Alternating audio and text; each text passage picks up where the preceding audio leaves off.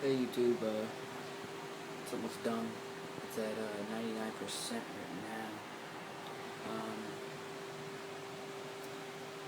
It's gonna be hard doing this with one hand, but shit is now all done. Go back to my MW2 directory, see if it's all there now. I do not have any patches in there right now, but I have all these.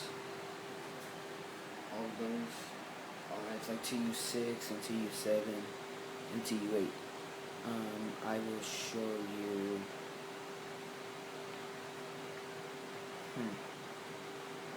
I'll go black and yellow. So you press Y. If you guys don't know how to do this, I'll do this one too. You press Y and hit copy. MW2 directory. Go over to paste. Like that. Then you have to go back over to the default. MW2 patches. Black and yellow.